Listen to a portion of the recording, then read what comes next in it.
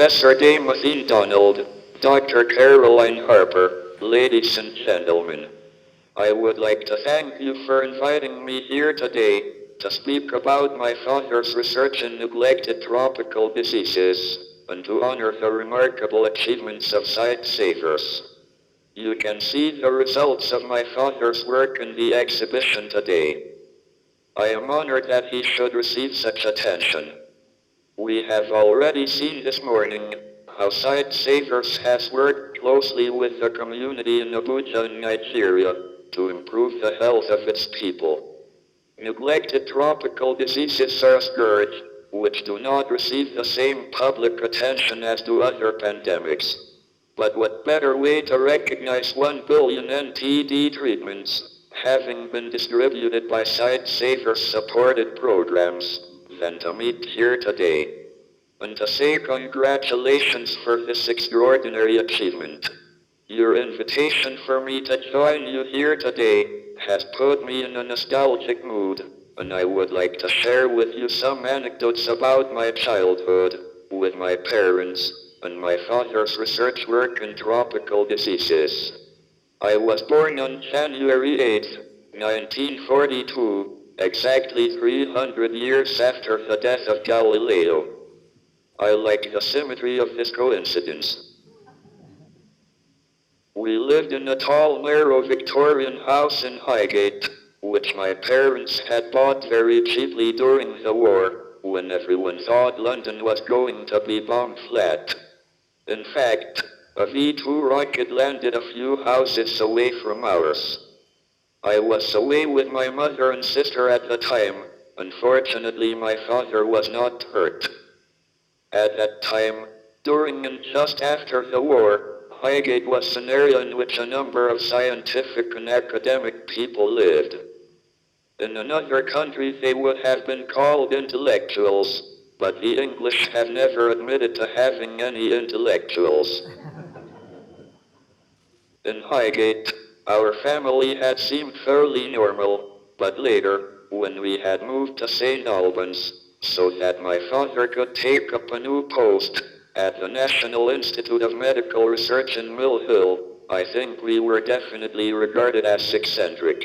This perception was increased by the behavior of my father, who cared nothing for appearance, if this allowed him to save money. He was, however, very generous to other people. I remember my parents buying a stationary gypsy caravan for holidays. It was colorfully decorated by its original owners, but my father painted it green all over, to make it less obvious to the authorities. It was a nice ride, but he didn't succeed.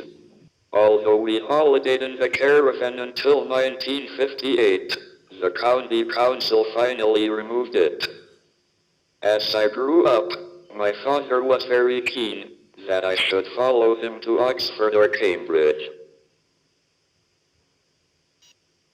He himself had gone to University College, Oxford, so he thought I should apply there. I tried for a scholarship in natural sciences rather than in mathematics. I surprised myself by being successful. The rest of the family went to India for a year around then, but in the summer holidays I went out to stay with them. My parents had rented a house in Lucknow, but my father refused to eat Indian food, hiring an ex-British Indian Army cook to serve British meals. I would have preferred something more exciting. We also rented a houseboat in Kashmir, and unfortunately, we traveled there in the monsoon. Our English car couldn't cope with more than 3 inches of water, so we had to be towed by a Jeep truck driver. Returning to the UK after my time in India, I went up to Oxford for my natural sciences degree. During my time there, I did little work. I am not proud of this, but it was the student culture at the time. So I didn't do very well in my final exams. I had to be interviewed by the examiners to determine my final grade. I told them that if they gave me a first, I would go to Cambridge to do research. If I only got a second, I would stay in Oxford. They gave me a first. After I had arrived in Cambridge to undertake my PhD in 1962, it became clear something was not quite right with me, and I couldn't get up after having a fall, ice skating on a frozen lake in St. Albans. My mother realized something was wrong and took me to the doctor. I spent weeks in Bart's hospital and had many tests. They never actually told me what was wrong, but I guessed enough to know it was pretty bad, so I didn't want to ask. In fact, the doctor who diagnosed me washed his hands of me, and I never saw him again. He felt that there was nothing that could be done. To this day, I remain grateful that I was able to turn to my father for medical advice and support. He played an enormous part in helping me to deal with my diagnosis and subsequent illness. What can I tell you about my father?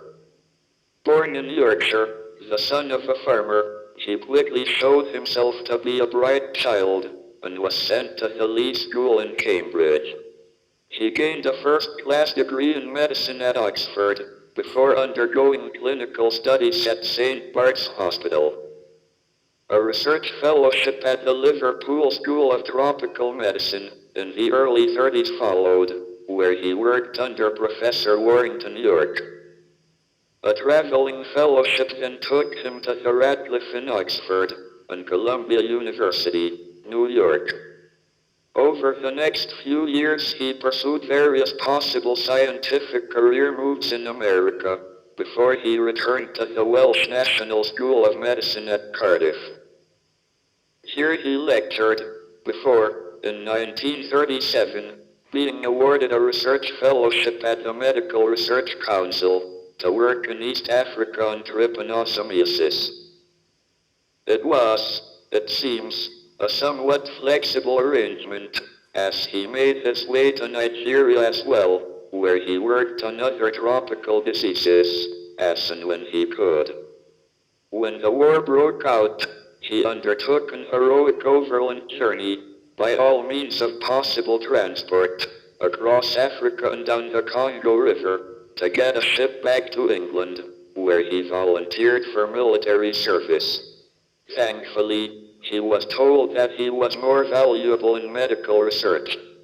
Towards the end of 1939, my father was offered a temporary place at the National Institute for Medical Research, before being made permanent in 1940. During his time at the Institute, he was at the forefront in the development of the drug dethylcarbamazine, or DEC, which subsequently became the leading drug in the treatment of lymphatic filariasis. When the Institute moved in 1950 from Hampstead to Mill Hill, my father became head of the division, later renamed parasitology. And it was here he stayed until his retirement in 1970. I often visited his laboratory with him when I was a child. I enjoyed looking through his microscopes. A fascinating anecdote from my sister, Mary, who is here today, sees our father in 1966, in China, as part of a return visit by the Royal College of Physicians, where he was a fellow. He stayed on after the official visit was over to see how China was tackling schistosomiasis, also known as bilharzia. He felt the Chinese method, where everyone turned out each spring to scrape down the waterways to interrupt the freshwater snail's breeding season, and all human excreta was collected into large tanks and allowed to ferment, interrupted the human transmission part of the cycle. He thought this process might be possible in other countries. The point being, he identified that infection control need not depend only on chemotherapy. My father was very hardworking and dedicated to his research.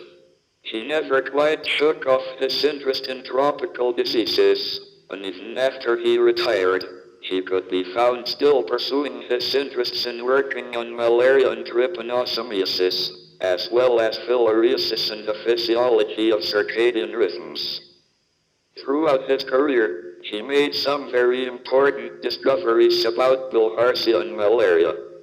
He worked in sometimes very difficult, even daunting, conditions. But he never gave up, and he believed fully in the role of science to build a better world. He believed in humanity and our ability to find solutions to the pressing problems he witnessed. But he was modest and never desired to promote himself, which meant that he was not really recognized for his contribution during his lifetime. I often feel my father deserves his own biography. His was a fascinating and remarkable life, which I have only briefly skimmed here. Turning to the work of sight savers now, I understand that lymphatic filariasis, one of the several tropical diseases on which my father worked, is regarded by the World Health Organization as one of the most debilitating diseases on the planet. But it is also eradicable. In 2000, the World Health Organization set 2020 as a target date for the elimination of the disease. This eradication can be achieved by treatment methods, which include the medication, dethylcarbamazine, or DEC, the drug on which my father worked to develop. The success of Sightsaver's global filariasis program is part of Frank Hawking's legacy. My father's work laid the foundations of the program, which has had a massive impact and alleviated the suffering of millions of people. The latest figures suggest that 120 million people are infected with this painful disease. It is heartening, therefore, to learn that Sightsavers and its partners have responded to this by widening its approach. Instead of targeting diseases which cause solely visual impairment and blindness, the charity is now turning its attention to diseases that cause a wider disability. As a result, it now focuses on 5 NTDs, 2 blinding and 3 non-blinding conditions. I know my father would be greatly heartened by this news, and I urge everyone to get behind this new strategy to ensure that no one is left behind. I am a scientist, and a scientist with a deep fascination for physics, cosmology, the universe, and the future of humanity. I was brought up by my parents to have an unwavering curiosity, and like my father, to research and try to answer the many questions that science asks us. My current research focuses on black holes, the Big Bang, and whether or not the universe has a beginning. These are big topics which remain largely theoretical. What is not theoretical is Sightsaver's work in the field, treating and helping the NTD community on a day-to-day basis. Your challenges are huge and more practical than mine, but your search for solutions to your big questions is no less important. The ultimate elimination of neglected tropical diseases has thrived on innovation, working alongside communities, and a network of local people who help deliver the treatments. Earth is one small part of the cosmos, and we currently run the risk of damaging what we have. Our physical reserves are being drained, and there is the challenge of climate change. However, our small planet is all we have to work with, and it is to charities such as Sightsavers that we turn to focus on the present. I understand that it continues to embrace new technologies for programs such as the successful Global Trachoma Mapping Project, and now the Tropical Data Initiative, in using mobile phones to map the prevalence of tropical diseases, and to track the success of its programs. Even in the most remote and marginalized communities in the world, Sightsavers and its partners have taken 1 billion steps towards combating NTDs. The smallpox, polio, and guinea worm programs, all demonstrate that the last mile on the journey to elimination is always the most difficult. Therefore, much still remains to be done if we are to reach our elimination targets.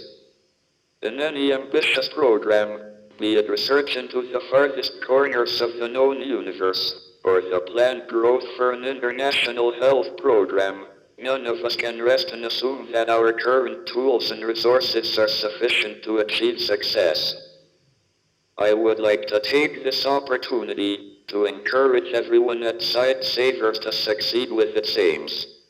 During my life, I have learned that if we put our minds to it, success can be within our grasp.